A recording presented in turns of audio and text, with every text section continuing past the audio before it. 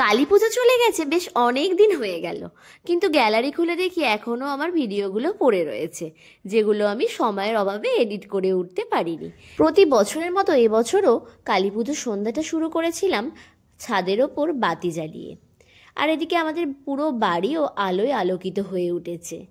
তারপরই শুরু হলো আমাদের বাজি পোড়ানো। তবে না, শব্দবাজি এক্কেবারে মানা। কালী পুজো মানেই হচ্ছে আলোর উৎসব।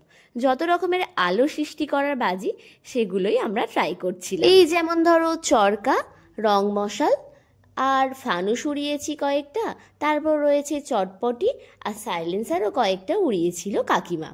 আর ওদিকে দেখো ওই ছাদে পুচকে একটা তুবড়ি বাজি না কি দিল, কিন্তু খুব সুন্দর আলো হলো। যাই হোক, নিচে এসে দেখছি আমাদের বাড়িতে আজ পিঠে হচ্ছে, দেখে তো মনটা ভরে গেল। যদিও আজকের দিনে পিঠে হওয়াটা আমাদের বাড়ির একটা রিচুয়ালসের মধ্যেই পড়ে। ছোট থেকেই শুনে আসছি কালী পুজোর দিন নাকি পিঠে খেতে হয়, তো সেই উপলক্ষেই আমাদের পিঠে খাওয়াটাও হয়ে যায় কালী পুজোর দিন। আমাদের বাড়িতে বেশ কয়েক রকমেরই পিঠে হয়েছিল, যেমন সরু চাকলি, আঁশকে পিঠে, আর ছিল পাটিসাপটা। তারপরে একটু খাওয়া দাওয়া করে বেরিয়ে পড়লাম শ্মশানে পুজো দিতে।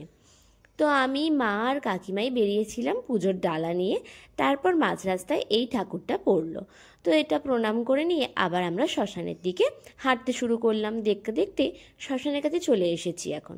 আর দেখো পুরো শ্মশানটা কি সুন্দর লাইট। তারপরে তাড়াতাড়ি করে রাস্তা পার করে চলে এলাম আমরা শ্মশানের ভেতরে। ভেতরটাও দেখো, যতদূর দেখা যাচ্ছে আলোয় আলো, কি সুন্দর লাগছে না দূর থেকে। তো তারপরই আমরা চলে গেলাম যেখানে মূর্তি পুজো হচ্ছে, ওখানে গিয়ে ঠাকুরটা দেখো কি সুন্দর। ওখানে গিয়ে আগে পুজো টুজো দিয়ে নিয়ে আমরা ধূপবাতি জ্বালিয়ে নিলাম ঠাকুরের কাছে। আমাদের শ্মশানে অ্যাকচুয়ালি একটা প্রতিমা প্রতিষ্ঠা করা রয়েছে, আর এই প্রতিমাটা প্রতি বছর আসে, তেমন বিসর্জনও হয়ে যায়।